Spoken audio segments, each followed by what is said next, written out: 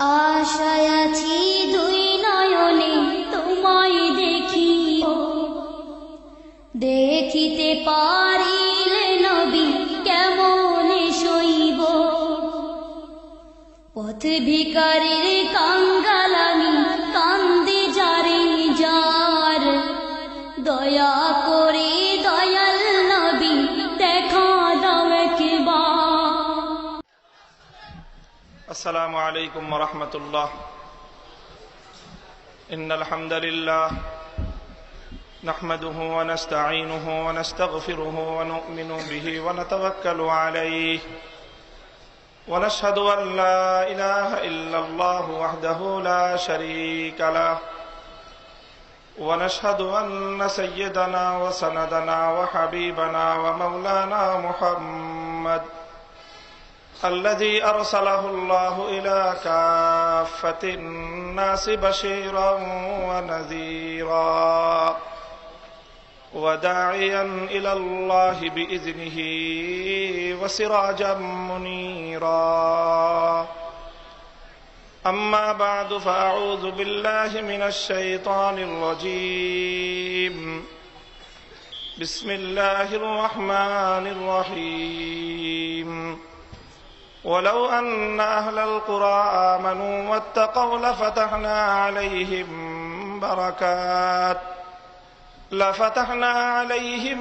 بركات من السماء والأرض ولكن كذبوا فأخذناهم بما كانوا يكسبون. بارك الله لنا ولكم في القرآن العظيم ونفعنا وإياكم بالآيات والذكر الحكيم. اللهم صل على محمد وعلى آل محمد كما صليت على إبراهيم وعلى آل إبراهيم إنك حميد مجيد. মোহতারাম হযরত সদর জলসা, উপস্থিত হযরত উলামায়ে কেরাম, দিগার মুআজ্জাজ মেহমানানে গ্রামী এবং আমার প্রাণপ্রিয় ছাত্র বন্ধুগণ,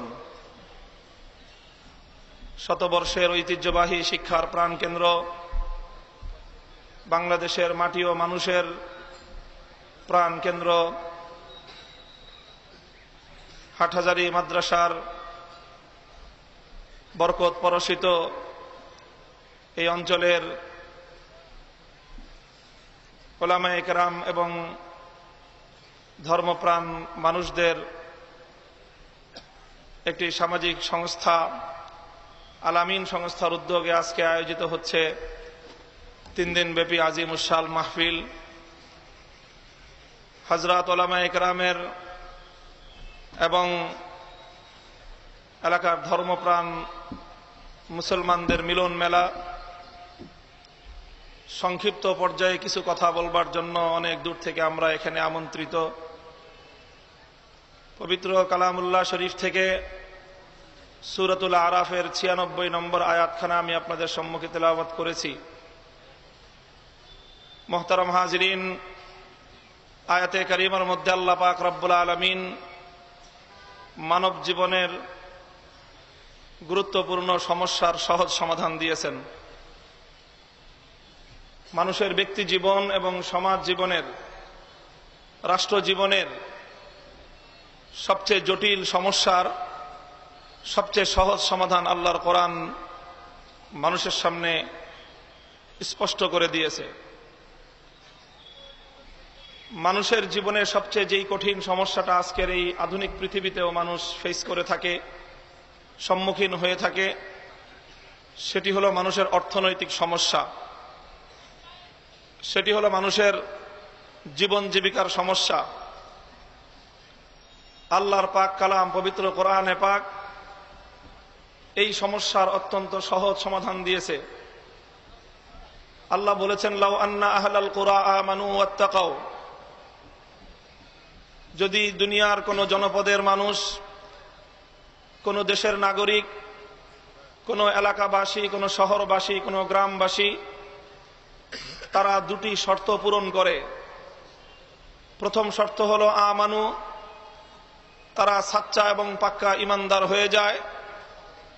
ওয়াত্তাকাও, এবং তারা যদি তাকওয়ার জিন্দেগি অবলম্বন করে, অর্থাৎ ঈমান এবং তাকওয়া এই দুই শর্ত যদি কোনো দেশের মানুষ, কোনো দেশের জনগণ পূরণ করতে পারে, আল্লাহ পাক রব্বুল আলামিন ওয়াদা করেছেন, আল্লাহ কথা দিয়েছেন, লাফাতাহনা আলাইহিম বারাকাতিম মিনাস সামাই ওয়াল আরদ, সে জাতির জন্য, সে অঞ্চলের মানুষের জন্য, সেই মানব গোষ্ঠীর জন্য আমি আল্লাহ পাক আসমান এবং জমিন থেকে বরকতের দুয়ারগুলো খুলে দিব।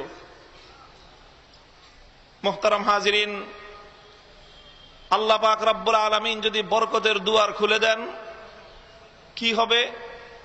মানুষের ব্যক্তিগত জীবন থেকে এবং সামষ্টিক, সামাজিক এবং রাষ্ট্রীয় জীবন থেকে অভাব দূর হয়ে যাবে। এটা হলো আল্লাহর কোরআনের একটি ঐতিহাসিক এবং অবিসংবাদিত অর্থনৈতিক বিধান। এটা ইকোনমিক্যাল থিওরি, এটা অর্থনীতির একটি থিওরি এবং একটি তথ্য আল্লাহ পাক রব্বুল আলামিন তার কোরআনে পাকের মধ্যে ঘোষণা করেছেন যে ঈমান এবং তাকওয়ার মাধ্যমে আল্লাহ পাক মানুষের অর্থনৈতিক সমস্যার সমাধান করবেন। মুহতারাম হাজিরিন, স্বাভাবিকভাবেই বিষয়টা প্রশ্ন আসতে পারে যে ঈমান এবং তাকওয়ার মাধ্যমে মানুষের অর্থনৈতিক সমস্যার সমাধান হবে কিভাবে? বরং আমরা তো দেখি বাহ্যিকভাবে তার বিপরীত। যারা সমাজের মধ্যে ঈমানদারি এবং তাকওয়া পরহেজগারি নিয়ে চলাচল করে, হালাল হারাম বাছবিচার করে চলে, ন্যায় এবং অন্যায়ের পার্থক্য করে চলে, সমাজে অধিকাংশ ক্ষেত্রে দেখা যায় তারাই হলো দরিদ্র এবং অভাবী শ্রেণী। পক্ষান্তরে যারা হালাল হারামের বাছবিচার নাই, ঈমান এবং তাকওয়ার কোনো পরোয়া নাই, সুদ খায়, ঘুষ খায়, দুর্নীতি করে, মানুষের সম্পদ অন্যায়ভাবে জবরদখল করে, পেশিশক্তির বলে চাঁদাবাজি করে, মাস্তানি করে, টেন্ডারবাজি করে, জনগণের সম্পদ চুরি করে, গম চুরি করে, দেশের সম্পদ চুরি করে, দেশের টাকা পয়সা দিয়ে ব্রিজ কালভার্ট নির্মাণ করবার সময় রডের বদলে বাঁশ দেয় এবং সিমেন্টের পরিবর্তে মাটি দিয়ে মানুষের, জনগণের রাস্তাঘাট নির্মাণ করে 100 বছরের রাস্তা, দেশের সম্পদ 10 বছরে ধ্বংস করে দেয়। যারা এভাবে অন্যায় পথে, হারাম পথে পয়সা উপার্জন করে, বাহ্যিকভাবে দেখা যায় তারাই তো বিশাল বিশাল অট্টালিকা এবং প্রাসাদ নির্মাণ করে, কালো টাকার পাহাড় গড়ে, আর তাদের সেই কালো টাকার পাহাড়ের নিচে পড়ে সাধারণ মানুষ চিরে চ্যাপ্টা হওয়ার অবস্থা। কথা ঠিক? মুহতারাম হাজিরিন, এটা হলো প্রশ্ন। এই প্রশ্ন আল্লাহর কোরআনের এই আয়াতের উপর উত্থাপিত হতে পারে। মনে রাখবেন, এই প্রশ্ন আজকের নতুন প্রশ্ন নয়। এই প্রশ্ন সেদিন থেকেই রয়েছে, যেদিন থেকে আল্লাহর কোরআনের আয়াত অবতীর্ণ হয়েছে। কিয়ামত পর্যন্ত এই প্রশ্ন থাকবে। তবে আশার বাণী হলো এই, যেই দিন থেকে যতদিন পর্যন্ত এই প্রশ্ন আছে, সেই দিন থেকে ততদিন পর্যন্ত এই প্রশ্নের দাঁত ভাঙ্গা জবাবও আছে। মুফাসসিরিনে কেরামগণ যুগে যুগে ঈমান এবং তাকওয়ার মাধ্যমে কিভাবে মানুষের অর্থনৈতিক সমস্যার সমাধান হওয়া সম্ভব, আল্লাহর কোরআনের এই থিওরির তারা বিশ্লেষণ করেছেন, ব্যাখ্যা দিয়েছেন। সংক্ষিপ্ত পরিসরে মুফাসসিরিনে কেরামদের সেই কথার উদ্ধৃতি দিয়ে ঈমান এবং তাকওয়ার ভিত্তিতে আল্লাহ পাক রব্বুল আলামিন কিভাবে মানুষের অভাব দূর করবেন, তার দুটি প্রশ্নের জবাব আমি আজকে আপনাদের সম্মুখে উল্লেখ করতে চাই। প্রথম জবাবটি বুঝবার জন্য আমাদেরকে আল্লাহর কোরআনের যে তাৎপর্যময় শব্দ বরকত, আল বারাকাহ, এই শব্দের তাৎপর্য বুঝতে হবে। আমার আব্বাজান মরহুম হযরত শাইখুল হাদিস আল্লামা আজিজুল হক নওয়ারাল্লাহু মারকাদাহু, তিনি বলতেন, বরকতের অর্থ হলো বারাকাত, এই কথার অর্থ হলো অল্প তেলে মসমসা ভাজা। তিনি কথ্য ভাষায় উপমা দিয়ে বোঝাতেন যে বরকত মানে হলো কি, অল্প তেলে মসমসা ভাজা। অল্প তেলে মসমসা ভাজা এর অর্থ হলো এই যে মানুষ যখন কোনো কিছু ভাজা খেতে চায়, তখন প্রত্যেকটা মানুষেরই চাহিদা থাকে ভাজাটা যেন মসমসা হয়। কিন্তু মচমচা করে ভাজতে হলে অনেক বেশি তেলের প্রয়োজন হয়। অনেক বেশি ডুবন্ত তেলের মধ্যে কোনো জিনিস ভাজলেই সেটা মচমচা এবং খাস্তা হয়। বন্ধুগণ, যে ব্যক্তির নুন আনতে পান্তা ফুরায়, সে অনেক বেশি তেল দিয়ে কিভাবে একটা জিনিস মচমচা করে ভাজবে? তার তো অর্থের সংকট। যে হালাল পথে পয়সা উপার্জন করে, তার পক্ষে তো অনেক তেল দিয়ে মচমচা করে ভাজা সম্ভব না। কথা ঠিক না বেঠিক? আল্লাহর কোরআন বলতেছে, বান্দা তুই ঈমান এবং তাকওয়ার পথ অবলম্বন কর। আমি আল্লাহ পাক রব্বুল আলামিন তোর একটা মাছ অথবা তোর একটা জিনিস আধা ছটাক তেল দিয়ে ওই রকম সুস্বাদু করে আমি প্রস্তুত করে দিব। আমি তোর একটা জিনিস আধা ছটাক তেল দিয়ে এমন মচমচা সুস্বাদু করে ভেজে দিব, হারামখোর দুর্নীতিবাজ 1.5 কেজি নয় 1.5 মণ তেল দিয়ে ওই পরিমাণ সুস্বাদু করে ভাজতে পারবে না। লাউ আন্না আহলাল কুরআ আমানু ওয়াত্তাকাউ লাফাতাহনা আলাইহিম বারাকাত। আল্লাহর কোরআন বলতে চায়, দুনিয়ার মানুষ ঈমান এবং তাকওয়ার পথ অবলম্বন করো। আল্লাহ পাক রব্বুল আলামিন ঈমান এবং তাকওয়ার মাধ্যমে তোমার জিন্দেগীর সমস্ত চাহিদাগুলো আল্লাহ কুদরতের মাধ্যমে পূরণ করবেন। আল্লাহ কুদরতের মাধ্যমে পূরণ করবেন। ওয়ায়ারযুকহু মিন হাইসু লা ইয়াহতাসিব। যাকে ইচ্ছা আল্লাহ পাক রব্বুল আলামিন অকল্পনীয়ভাবে তার চাহিদাগুলো পূরণ করতে পারেন। মুহতারাম হাজিরিন, পৃথিবীতে মানুষ টাকা পয়সা উপার্জন করে, সহায় সম্পদ উপার্জন করে, দুনিয়াতে অর্থনীতি নিয়ে মানুষ গবেষণা করে, আলোচনা করে। আজ পর্যন্ত পৃথিবীতে অনেক অর্থনৈতিক দর্শন এবং মতবাদ আবিষ্কার হয়েছে। দুনিয়াতে অনেক অর্থনীতিবিদ অতিক্রান্ত হয়ে গেছেন। দুনিয়াতে সোশ্যালিজম সমাজবাদ এসেছে মানুষের অর্থনৈতিক চাহিদা পূরণ করবার জন্য। দুনিয়াতে ক্যাপিটালিজম পুঁজিবাদ এসেছে মানুষের অর্থনৈতিক চাহিদা পূরণ করবার জন্য। কার্ল মার্কস, লেনিনরা অনেক মতবাদ দিয়েছে, অনেক থিওরি দিয়েছে, কিন্তু দোস্ত, মানুষের জীবনের টাকা পয়সা উপার্জন করবার যে মূল লক্ষ্য এবং উদ্দেশ্য, যেটা দুনিয়ার অর্থনীতিবিদরা নির্ধারণ করেছে, সেটা হলো মানুষের জীবনের maximum satisfaction. Maximum satisfaction. Maximum satisfaction কাকে বলে? ম্যাক্সিমাম স্যাটিসফ্যাকশনের অর্থ হলো একজন মানুষের সর্বোচ্চ চাহিদা পূরণ হওয়া। জিন্দেগিতে সে যা যা চাবে তার সমস্ত চাহিদাগুলো পূরণ হওয়া, তার স্ত্রী তার উপর সন্তুষ্ট থাকা, তার সন্তান সন্ততিরা তার বাবার উপর সন্তুষ্ট থাকা, তার বাবা মা সন্তানের উপর সন্তুষ্ট থাকা, দুনিয়ার সমস্ত চাহিদাগুলো পূরণ হওয়া, এটার নাম হলো ম্যাক্সিমাম স্যাটিসফ্যাকশন। মুহতারাম হাজিরিন, এই যে ম্যাক্সিমাম স্যাটিসফ্যাকশন, সর্বোচ্চ চাহিদা পূরণ হওয়া দুনিয়ার কোন মানুষের, আমরা চ্যালেঞ্জ করে বলতে পারি আজ পর্যন্ত দুনিয়ার কোন কনভেনশনাল ইকোনমিস্ট, প্রচলিত কোন অর্থনীতিবিদ এমন কোন থিওরি দিতে পারে নাই যেই থিওরির মাধ্যমে মানুষের সর্বোচ্চ চাহিদা পূরণ হতে পারে। দুনিয়ার সোশ্যালিজম পারে নাই, সমাজবাদ পারে নাই, ক্যাপিটালিজম পারে নাই, পুঁজিবাদ পারে নাই। যদি পেরে থাকে একমাত্র আল্লাহর কোরআন পেরেছে। কোরআনের অর্থনীতির মতবাদের থিওরি হলো এই, ঈমান এবং তাকওয়ার পথ অবলম্বন করো। আল্লাহ পাক রব্বুল আলামিন ঈমান এবং তাকওয়ার মাধ্যমে তোমার জিন্দেগীর অধিকাংশ চাহিদা আল্লাহ পূরণ করবেন। মুহতারাম হাজিরিন, বিস্তারিত আলোচনার সময় নাই। দৃষ্টান্তের মাধ্যমে আমরা এই কথা প্রমাণ করতে পারি যে ঈমান এবং তাকওয়ার পথ যারা অবলম্বন করে, তারা সমাজে অর্থ সম্পত্তি তাদের কম থাকতে পারে, টাকা পয়সা কম থাকতে পারে, সোনা দানা তাদের কম থাকতে পারে, ব্যাংক ব্যালেন্স তাদের কম থাকতে পারে, আকাশ ছোঁয়া রাজপ্রাসাদ তাদের না থাকতে পারে, জমিদারি তাদের না থাকতে পারে, ব্যাংকের অ্যাকাউন্টে কোটি কোটি টাকার ডিপোজিট তাদের না থাকতে পারে, কিন্তু আলহামদুলিল্লাহ সুম্মা আলহামদুলিল্লাহ আল্লাহর জমিনে 21 শতাব্দীতে আজও এর জ্বলন্ত দৃষ্টান্ত বিদ্যমান। যারা ঈমান এবং তাকওয়ার পথ অবলম্বন করে, আল্লাহ পাক তাদের জিন্দেগীর কোনো চাহিদা অপূর্ণ রাখেন না। মুহতারাম হাজিরিন, 21 শতাব্দীতে আল্লাহর এই জমিনে তার জ্বলন্ত দৃষ্টান্ত হলো মাদারিসে কওমিয়া। মাদারিসে কওমিয়া, এই মাদ্রাসাগুলোতে যারা আল্লাহর কোরআনের খেদমত করে, এই মাদ্রাসাগুলোতে যারা আল্লাহর দ্বীনের খেদমত করে, ঈমান এবং তাকওয়ার ভিত্তিতে তাওয়াক্কুলান আলাল্লাহ, আল্লাহর উপর নির্ভর করে ভরসা করে যারা জীবন যাপন করে, দোস্ত তাদের মাইনে মাসিক বেতন 8,000, 10,000, কোন কোন মাদ্রাসায় আরো কম, 4,000, 5,000 টাকা বেতনে তারা চাকরি করে। আলহামদুলিল্লাহ, বেতনের জন্য তারা চাকরি করে না।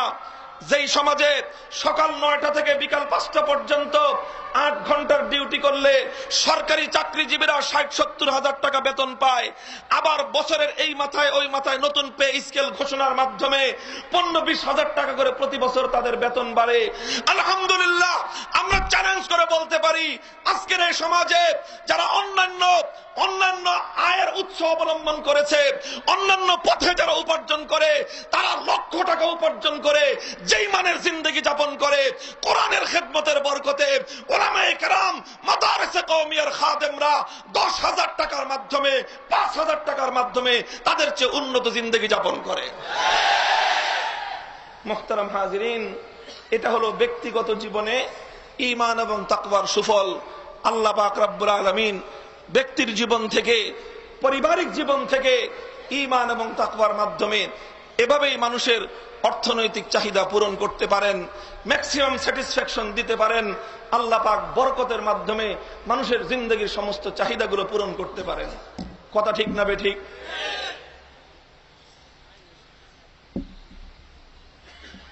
মুহতারাম হাজিরিন, দ্বিতীয় আলোচনা, সংক্ষিপ্ত কথা। শুধু ব্যক্তির জীবন নয়, একটি জাতির জীবন থেকেও, একটি জাতির জীবনেও অর্থনৈতিক সমৃদ্ধি, বিশ্ব দরবারে অর্থনৈতিক সমৃদ্ধশালী জাতি হিসেবে মাথা উঁচু করে দাঁড়ানো, এই যে বিষয়, পৃথিবীতে কোন মুসলিম জাতি যদি বিশ্ব দরবারে অর্থনৈতিকভাবে সমৃদ্ধশালী হয়ে মাথা উঁচু করে দাঁড়াতে চায়, তাহলে ঈমান এবং তাকওয়া ছাড়া বিকল্প কোনো পথে সেটা সম্ভব নয়। আমাদের জাতীয় শিক্ষা ব্যবস্থায় একেবারে A to Z, ক্লাস 1 থেকে নিয়ে শুরু করে সর্বোচ্চ স্তর পর্যন্ত আমাদের জাতীয় সমস্যা হিসেবে কিছু বিষয়কে চিহ্নিত করা হয়। তার মধ্যে সবচেয়ে গুরুত্বের সাথে সবচেয়ে বেশি যেই বিষয়টাকে আমাদের শিক্ষা এবং জাতীয় ব্যবস্থায় চিহ্নিত করা হয়েছে, এটা আমার প্র্যাকটিক্যাল লেখাপড়া করে দেখা আমার অভিজ্ঞতার বিষয়।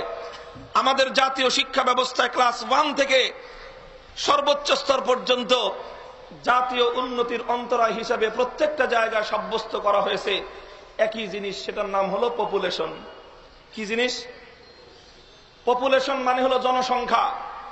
তারা বলতে চায় জনসংখ্যা এটাই হলো জাতীয় উন্নতির পথে অন্তরায়। এই জন্য রাষ্ট্রীয় পলিসি, শিক্ষা ব্যবস্থার পলিসি হলো এই, মানুষের মধ্যে এই চিন্তা সৃষ্টি করো, মানুষের মধ্যে মানসিকতা গড়ে তোলো যেন পপুলেশন, জনসংখ্যা যেন হ্রাস পাওয়া যায়। এই জন্য আগে এক সময় মানুষের ঘরে সন্তান বেশি হতো, সংসারে 4 জন 5 জন 7 জন সন্তান হতো। তারপরে তারা ফ্যামিলি প্ল্যানিং ল পাশ করলো। ফ্যামিলি প্ল্যানিং ল পাশ করে স্লোগান আবিষ্কার করলো, ছেলে হোক মেয়ে হোক 2টি সন্তানই যথেষ্ট। তারপরে তারা আরো উন্নতি করলো, উন্নতি করে পরবর্তী স্লোগান আপডেট দিল, ছেলে হোক মেয়ে হোক সন্তানের মতো সন্তান একটা হলেই যথেষ্ট। সন্তানের মতো সন্তান একটা হলেই, 2টা থেকে নামলো কয়টায়? একটায়। অর্থাৎ আস্তে আস্তে দেশ এবং জাতির উন্নয়ন ঘটতেছে আর সন্তানের সংখ্যা আস্তে আস্তে কমতেছে। এখন পরবর্তী উন্নতির ধাপে কি স্লোগান আসতে পারে সেই বিষয়টা নিয়ে আমি শঙ্কিত।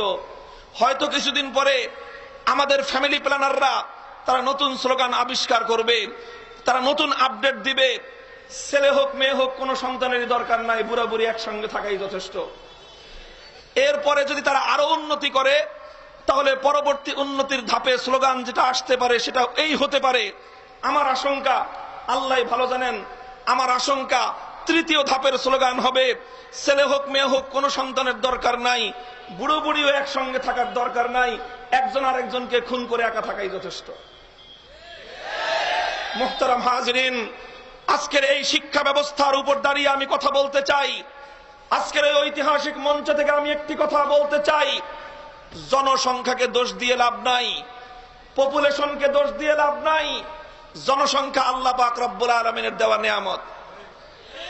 আল্লাহর এই নিয়ামতকে ইউটিলাইজ করা, আল্লাহর এই নিয়ামতের সদ্ব্যবহার করার দায়িত্ব হলো জাতির। আল্লাহর এই নেয়ামতের সদ্ব্যবহার করবার দায়িত্ব হলো সরকারের। আল্লাহর এই নেয়ামতের সঠিক এবং সদ্ব্যবহার করবার দায়িত্ব হলো জাতির অভিভাবকদের। যেমন মাটি, উর্বর মাটি কার দান? কার দান? উর্বর মাটি আল্লাহ পাক রব্বুল আলামিনের দান। এই দানের বদনাম করে লাভ নাই।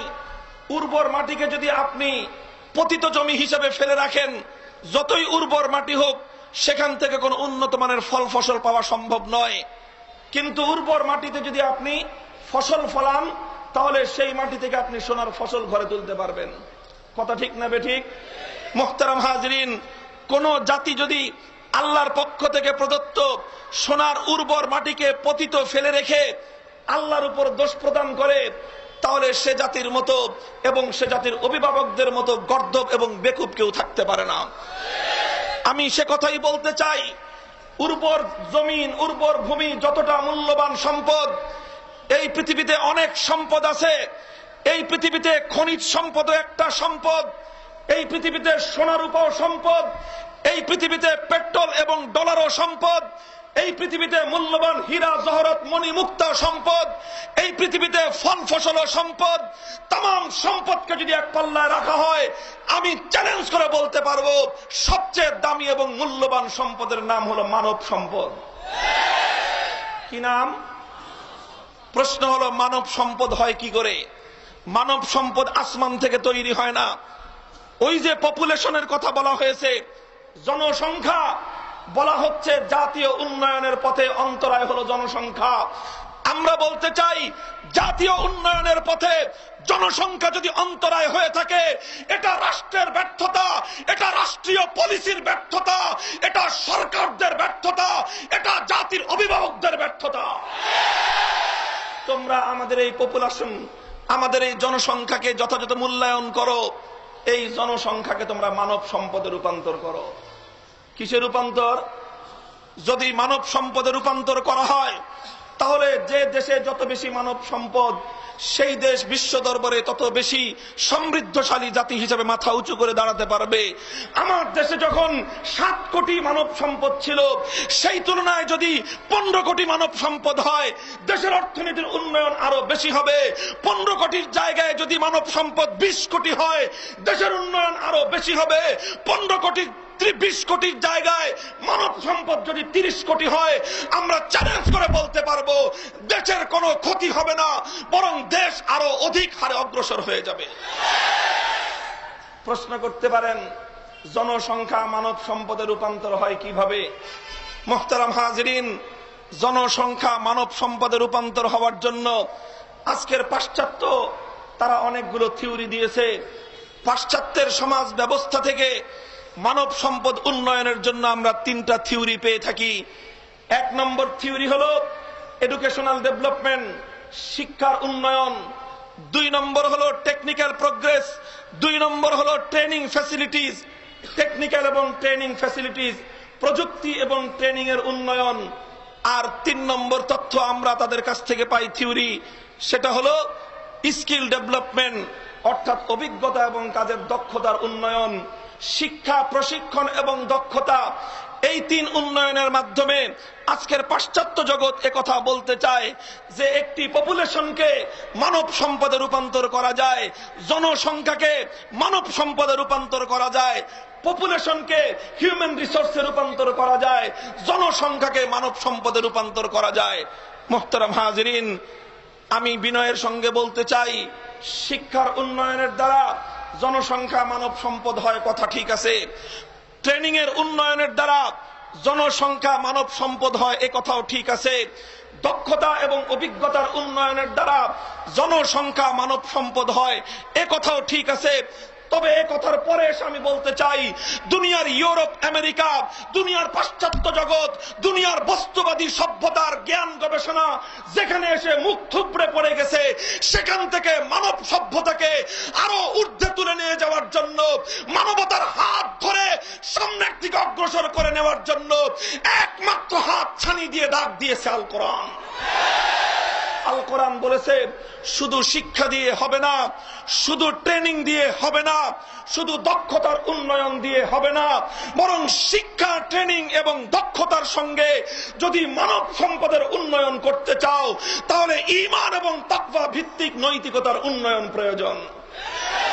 মুহতারাম হাজিরিন, আমি এই কথার ছোট্ট এক্সাম্পল দিয়ে আলোচনা সমাপ্তির দিকে যাব।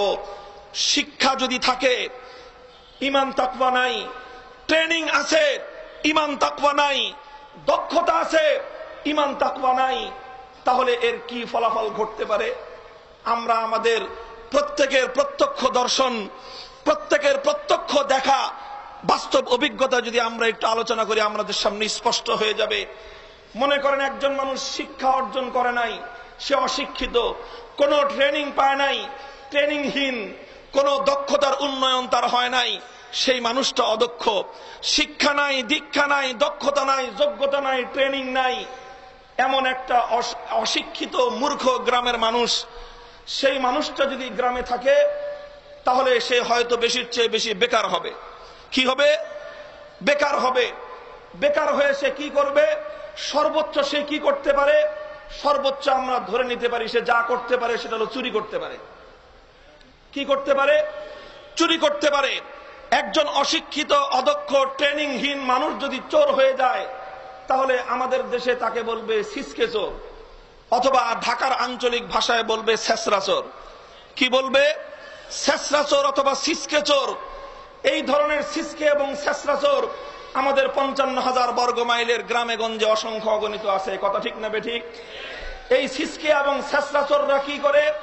কোনদিন মসজিদ থেকে কোন মুসল্লির 1,000-1,500 টাকা দামের জুতা চুরি করে, কোনদিন কোন মাঠে ঘাটে, কোন মার্কেটে বাজারে, কোন বাস স্ট্যান্ডে কোন মানুষের পকেট মারি করে 4,000-5,000 টাকা চুরি করে নিয়ে যায়, অথবা কোনদিন কোন দোকানপাটে চুরি করে 10,000-15,000 টাকার সম্পদ চুরি করে নিয়ে যায়।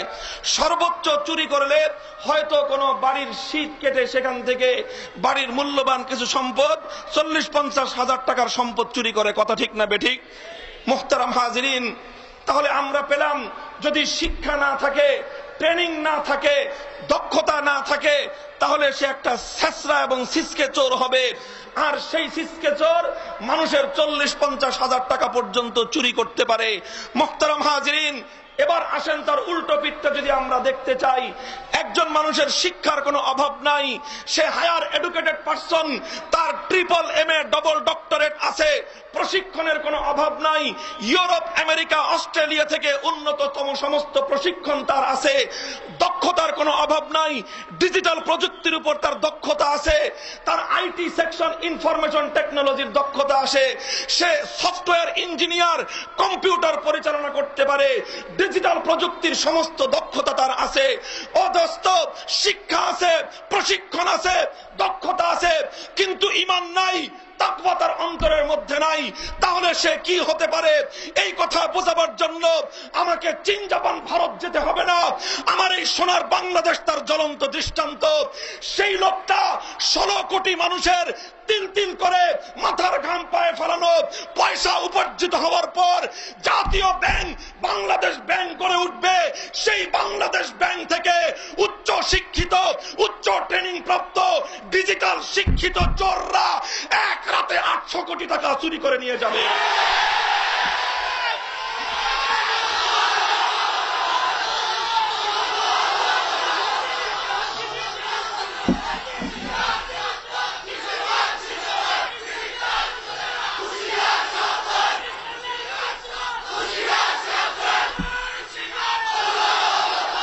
কাজে আমাদের পরিষ্কার কথা হলো আজকেই, শিক্ষার অনেক উন্নয়ন আমরা দেখেছি, ট্রেনিং এর অনেক উন্নয়ন আমরা দেখেছি, আমরা দক্ষতার অনেক উন্নয়ন দেখেছি।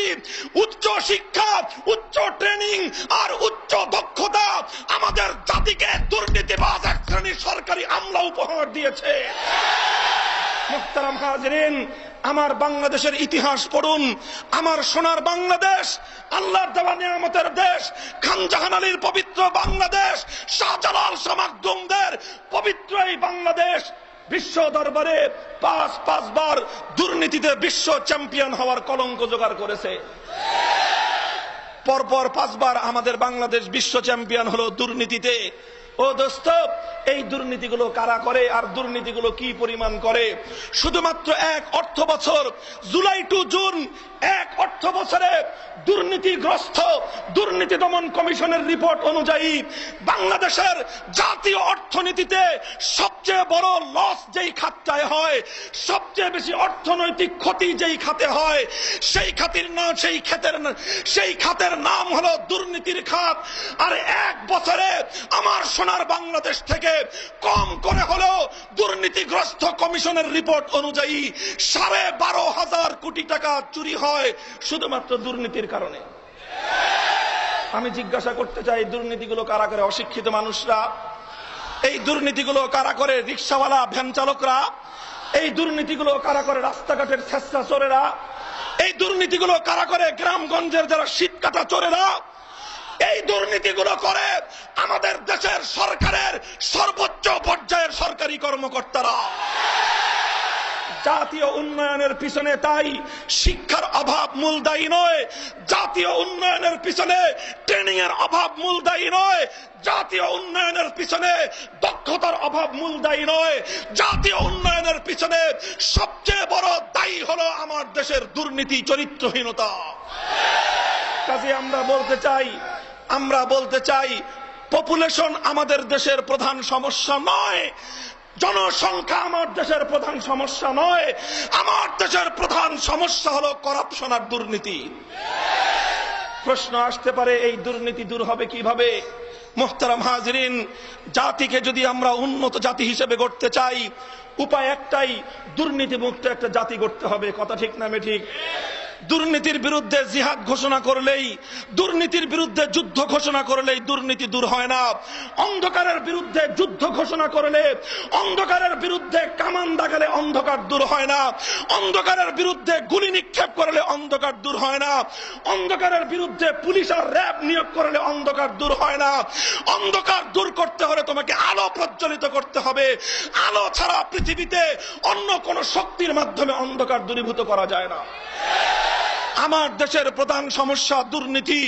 দুর্নীতি যদি দূর করতে চাও র্যাব দিয়ে হবে না, দুর্নীতি যদি দূর করতে চাও আর্মি দিয়ে হবে না, দুর্নীতি যদি দূর করতে চাও পুলিশ দিয়ে হবে না, দুর্নীতি যদি দূর করতে চাও ঈমান এবং তাকওয়া ভিত্তিক নৈতিকতার শিক্ষা ব্যবস্থা প্রয়োজন।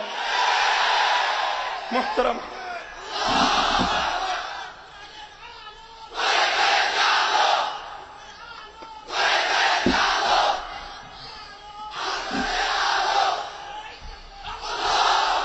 কাজী আজ আলামিন সংস্থার আল্লামা আহমদ শফির বরকত প্রসিত আল্লাহ এই হাটহাজারী জামিয়া দারুল উলুম মঈনুল ইসলাম হাটহাজারী মাদ্রাসার বরকত প্রসিত এই পবিত্র মঞ্চ থেকে শাইখুল হাদিসের সন্তান হিসেবে আজ আমরা একটি দাবি উত্থাপন করতে চাই। সে দাবি হলো এই, 16 কোটি মেহনতি মানুষের মাথার ঘাম পায়ে ফালানো ট্যাক্সের পয়সা দিয়ে যে দেশ চলে,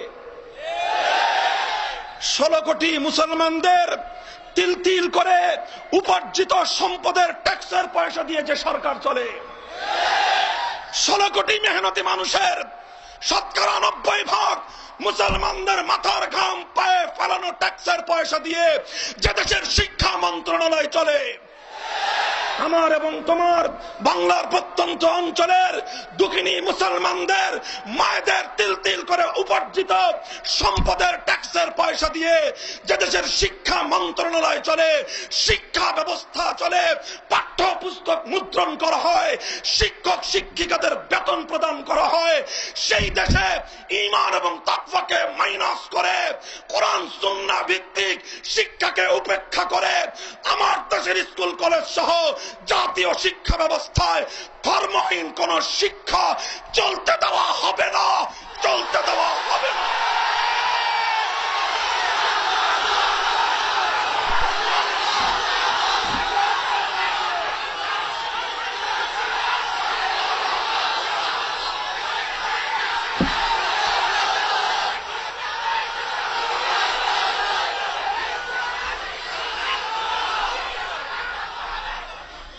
আখেরি পেগাম হলো আমার দুই কথা হলো আমার আখেরি পেগাম। জাতীয় উন্নয়ন যদি করতে চাও ঈমান এবং তাকওয়ার ভিত্তিতে, ইথিক্যাল ডেভেলপমেন্টের মাধ্যমে উন্নত নৈতিকতার আদর্শে উজ্জীবিত একটি সোনার বাংলাদেশ যদি গড়তে চাও, তাহলে আমাদের স্পষ্ট 2 দফা প্রস্তাব। 1 নম্বর হলো উন্নত একটি শিক্ষা ব্যবস্থা চাই। 2 নম্বর হলো উন্নত আদর্শে, উন্নত চরিত্রে, আখলাকওয়ালা চরিত্রে, আল্লাহওয়ালা খোদা ভীরুতার চরিত্রে উজ্জীবিত একদল আল্লাহওয়ালা খোদা ভীরু মানুষ চাই। কথা ঠিক? একটি ঈমান এবং তাকওয়ার ভিত্তিতে বলিয়ান উজ্জীবিত শিক্ষা ব্যবস্থা চাই। কথা ঠিক না বেঠিক? কাজেই এই পয়েন্ট থেকে আমি বলতে চাই, আমার দেশের শিক্ষা ব্যবস্থা ও দোস্ত, আজ বাংলাদেশের বিজয়ের মাস, ডিসেম্বরের মাসে একথা আমাদের বলতে কোনো দ্বিধা নাই। 1 সাগর রক্তের বিনিময়ে এদেশের স্বাধীনতা অর্জন করেছিল আমাদের পূর্বসূরীরা। 9 মাসের মুক্তি সংগ্রাম করেছিল। 1971-এ জাতীয় নির্বাচনে বিজয় অর্জিত হয়েছিল। 1970-এ গণ অভ্যুত্থান হয়েছিল। 1969-এ 6 দফার ভিত্তিতে আপনার কোয়ালিশন সরকার গঠিত হয়েছিল। 1964-তে ভাষা আন্দোলনের মাধ্যমে, 1952 সালে ভাষা শাহাদাতের মাধ্যমে, তার আগে 1947 সালে ব্রিটিশ বিতরণের মাধ্যমে, 1947-এর আগে 1924 সালে রেশমি রুমাল আন্দোলনের মাধ্যমে, রেশমি রুমাল আন্দোলনের আগে 1866 সালে সিপাহী বিদ্রোহী জনতার এক বুকের তাজা রক্তের মাধ্যমে, 1866-এর আগে 1820 সালে বালাকোটের রণাঙ্গনের মাধ্যমে, ও দোস্ত 1820 সালের আগে 1753 সালে শাহ আব্দুল আজিজ মুহাদ্দিস দেহলভী রহমতুল্লাহ আলাইহির ঐতিহাসিক ফতোয়ার মাধ্যমে স্বাধীনতার সংগ্রামের সূচনা হয়েছিল। 217 বছর, কত বছর? 217 বছর মুক্তি সংগ্রামের মধ্য দিয়ে যে দেশটা আমরা স্বাধীন করেছিলাম, আজ বড় দুঃখ এবং পরিতাপের সঙ্গে বলতে হয়, আমরা একটি স্বাধীন মানচিত্র পেয়েছি, আর একটি স্বাধীন পতাকা পেয়েছি, কিন্তু স্বাধীন জাতিসত্তা আজ পর্যন্ত আমরা গড়তে পারি নাই। তার কারণ, একটা জাতির যতগুলো মৌলিক বুনিয়াদ, তার মধ্যে 1 নম্বর হলো শিক্ষা ব্যবস্থা, 2 নম্বর হলো বিচার ব্যবস্থা, 3 নম্বর হলো সমাজ ব্যবস্থা, 4 নম্বর হলো শাসন ব্যবস্থা, 5 নম্বর হলো অর্থ ব্যবস্থা। ও বাংলাদেশের মুসলমান, আজকে শহীদদের নাম নিয়ে, মুক্তিযোদ্ধা শহীদদের নাম নিয়ে আজকে বড় আক্ষেপ নিয়ে বাংলার এক আত্মাভিমানী সন্তান হিসেবে বলতে চাই, আজ আমাদের শিক্ষা ব্যবস্থা গোলামি আমলের ব্রিটিশ প্রবর্তিত শিক্ষা ব্যবস্থা। আজ আমাদের বিচার ব্যবস্থা গোলামীর আমলের ব্রিটিশ প্রবর্তিত বিচার ব্যবস্থা। আজ আমাদের সমাজ ব্যবস্থা ব্রিটিশের গোলামীর শাসন ব্যবস্থা। আজ আমাদের অর্থ ব্যবস্থা ব্রিটিশের আমলের গোলামীর অর্থ ব্যবস্থা। আজ আমাদের সমাজ ব্যবস্থা ব্রিটিশের আমলের গোলামীর সমাজ ব্যবস্থা। কাজেই মুক্তিযুদ্ধের সন্তানেরা, মুক্তিযোদ্ধাদের সন্তানেরা আরেকবার বজ্র মুষ্টি হাতে একবার স্লোগান তুলতে হবে, ব্রিটিশ প্রবর্তিত গোলামীর শিক্ষা ব্যবস্থা, অর্থ ব্যবস্থা, বিচার ব্যবস্থা, শাসন ব্যবস্থা, সমাজ ব্যবস্থা, মুক্তিযুদ্ধের সন্তানেরা, শাহ আব্দুল আজিজের সন্তানেরা, হুসাইন আহমদ মাদানির সন্তানেরা, আল্লামা আহমদ শফির উত্তরসূরিরা বঙ্গোপসাগরে ভাসিয়ে দাও, বঙ্গোপসাগরে ভাসিয়ে দাও, বঙ্গোপসাগরে ভাসিয়ে দাও।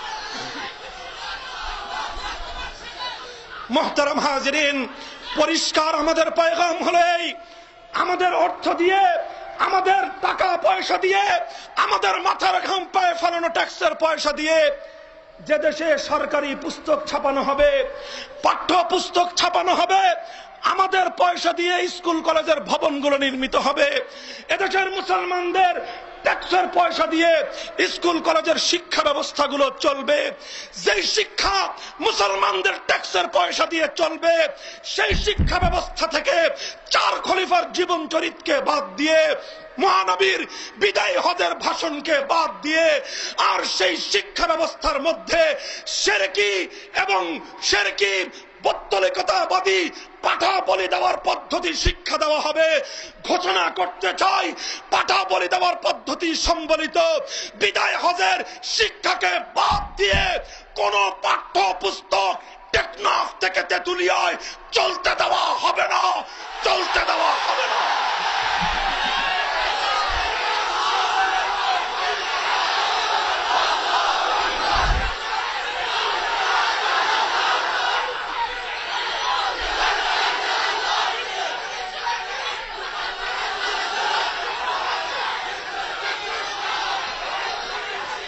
আমাদেরকে ক্ষমা করবেন, আমাদেরকে মাফ করবেন।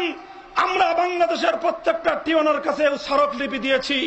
হেফাজতে ইসলামের পক্ষ থেকে, আল্লামা আহমদ শফির পক্ষ থেকে, বাংলাদেশের শীর্ষস্থানীয় 10 জন আলেম দ্বীন মাননীয় প্রধানমন্ত্রীর দরবার পর্যন্ত গিয়ে পাঠ্য পুস্তকের এই সকল ভুয়া ভণ্ডামি জালিয়াতি সম্পর্কে সতর্ক করে এসেছেন। আমরা বুঝতে চাই আমাদের সরকার আন্তরিক, সরকার দেশের উন্নয়ন নিয়ে ব্যস্ত। এই সুযোগে কালা ইন্দুর কিছু সরকারের মধ্যে ঢুকে পড়েছে। শিক্ষা মন্ত্রণালয় নাস্তিক মুরতাদদের আস্ফালন শুরু হয়েছে। পরিষ্কার বলতে চাই, আল্লামা আহমদ শফির প্রস্তাবকে উপেক্ষা করে কোন পাঠ্য পুস্তক যদি শাহজালালের বাংলায় চলতে দেখা যায়, টেকনাফ থেকে তেঁতুলিয়ায় নতুন মুক্তিযুদ্ধ হবে, নতুন মুক্তিযুদ্ধ হবে, নতুন মুক্তিযুদ্ধ হবে।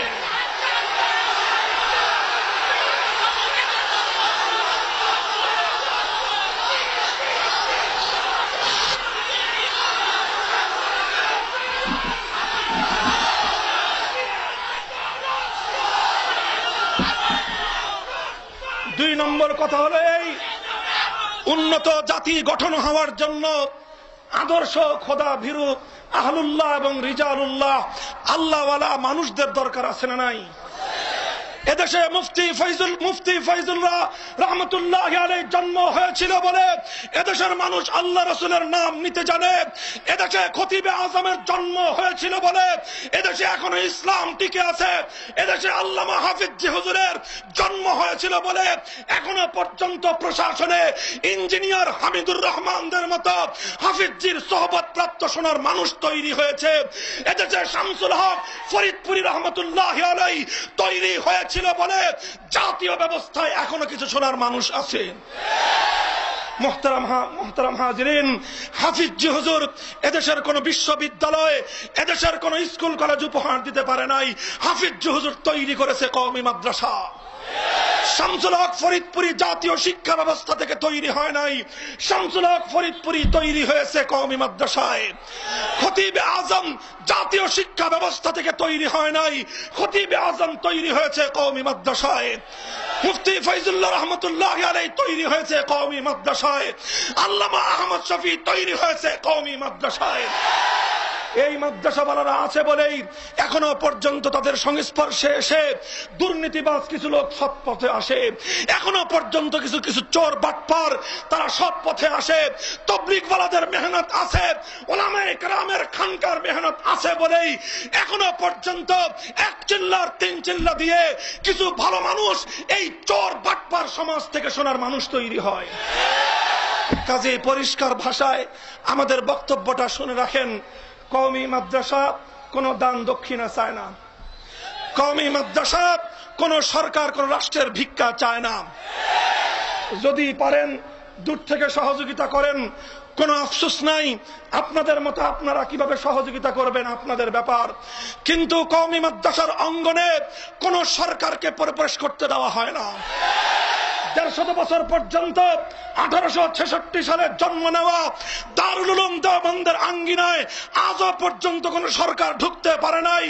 দারুল উলুম দেওবন্দের আঙ্গিনায় আজও পর্যন্ত সাম্রাজ্যবাদী ব্রিটিশ, ভারত, পাকিস্তান সরকার, কোন সরকার হস্তক্ষেপ করতে পারে নাই। আমরা বলতে চাই, 150 বছর যেভাবে স্বাধীন আছি, মাথা উঁচু করে স্বকীয়তা নিয়ে বেঁচে আছি, যতদিন বেঁচে থাকবো মাথা উঁচু করে কোরআন সুন্নাহর শিক্ষা ব্যবস্থার স্বকীয়তা নিয়ে আমরা টিকে থাকতে চাই।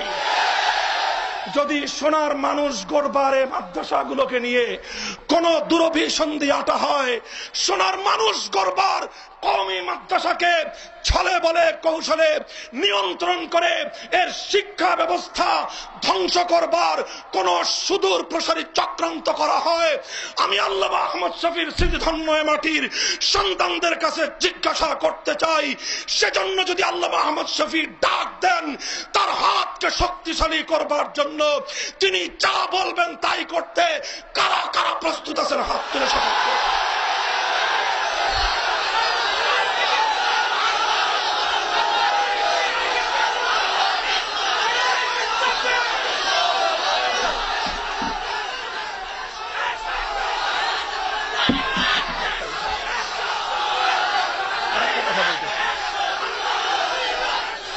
আরেকটা কথা, এদেশের কওমি মাদ্রাসা আছে বলেই, এদেশের উলামায়ে কেরাম আছে বলেই, এদেশে আল্লামা আহমদ শফীরা আছে বলেই, এদেশে হেফাজতে ইসলাম আছে বলেই এখনো বাংলাদেশের মান সম্মান টিকে আছে। বাংলাদেশের সীমান্তের ওপারে মানবতার ভয়াল বিপর্যয়, আজ আরাকানের রোহিঙ্গা মুসলমানেরা ইতিহাসের বর্বরতম হত্যাযজ্ঞের শিকার। বাংলাদেশে না কত মানবাধিকার রক্ষাকারী সংস্থা আছে। আমরা তো দেখি বাংলাদেশে ব্যাঙ্গের ছাতার মতো কত মানবাধিকার সংস্থা ছিল। রোহিঙ্গা মুসলমানদের উপর বর্বরচিত হামলার পর মানবাধিকার সংস্থাগুলো মুখের মধ্যে পায়খানার কুলু পেটে বসে আছে। বাংলাদেশে বড় বড় রাজনৈতিক দল আছে না নাই? কত বড় বড় রাজনৈতিক দল ক্ষমতার মারামারি নিয়ে মানুষকে আগুনে পুড়িয়ে মারতে পারো, ক্ষমতার গদি রাখবার জন্য, গদি দখল করবার জন্য ক্রস ফায়ারের মাধ্যমে আগুন দিয়ে পুড়িয়ে মানুষ হত্যা করতে পারো। আজ যখন বার্মার ওপারে বাংলাদেশের সীমান্তে মানবতার আর্তহাহাকার শুনতে পাওয়া যায়, টেকনাফ থেকে তেতুলিয়া কওমি মাদ্রাসা ছাড়া রাজপথে স্লোগান দেওয়ার মতো তার কোনো মানুষ খুঁজে পাওয়া যায়। এদেশে আল্লামা আহমদ শফী ডাক দিয়েছেন, হেফাজতে ইসলাম মাঠে নেমেছে বলেই টেকনাফ থেকে তেতুলিয়ায় রোহিঙ্গা মুসলমানদের পক্ষে আজকে গণসচেতনতা তৈরি হয়েছে। আমরা বলতে চাই, এই মানবতার পক্ষে আমরা আছি এবং থাকব। কথা ঠিক না বেঠিক?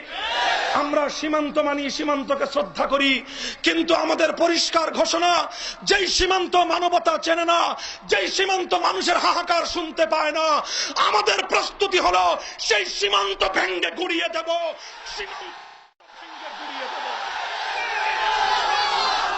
মুহতারাম হাজিরিন, একটু বসেন, সময় কম।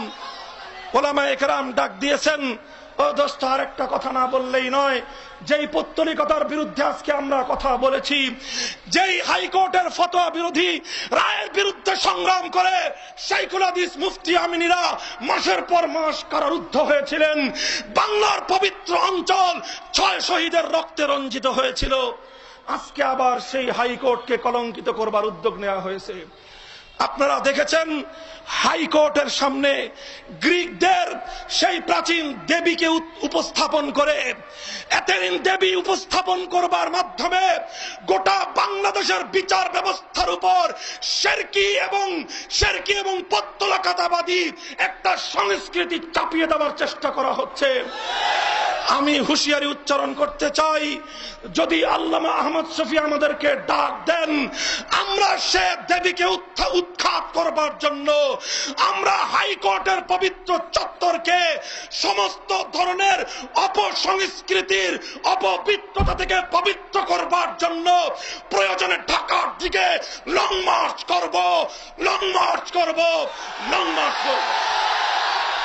আর আল্লামা আহমদ শফী যদি ডাক দেন, ও দোস্ত, ওলামা একরাম রোহিঙ্গা মুসলমানদের অবস্থার প্রেক্ষিতে ফতোয়া জারি করে দিয়েছেন।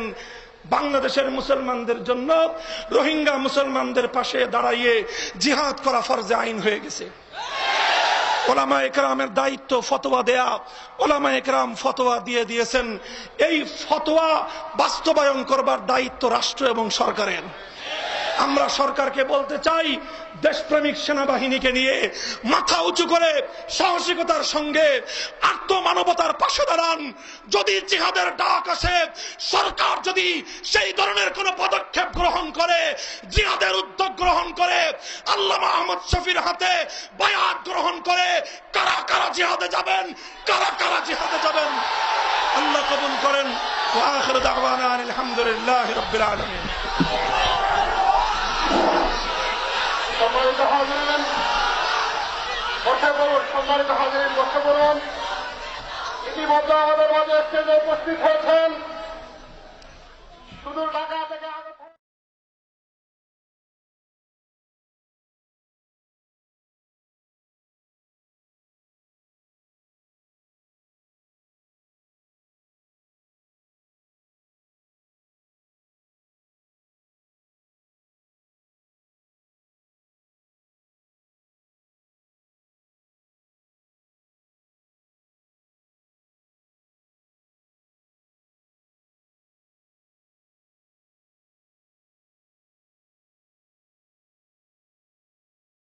আসসালামু আলাইকুম ওয়া রাহমাতুল্লাহি ওয়া বারাকাতুহু।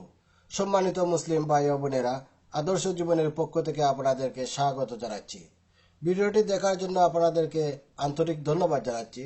আশা করি আমার এই ভিডিওটি আপনাদের অনেক ভালো লেগেছে। আমার আরো নতুন নতুন ইসলামিক ওয়াজের ভিডিও দেখতে হলে দয়া করে আমার চ্যানেলটি সাবস্ক্রাইব করুন। সাবস্ক্রাইব করলে অটোমেটিকলি আমার ভিডিও আপনাদের কাছে চলে যাবে। প্লিজ লাইক, কমেন্ট এবং শেয়ার করে আমাকে মতামত জানিয়ে উৎসাহিত করবেন। জাযাকুমুল্লাহ খাইর।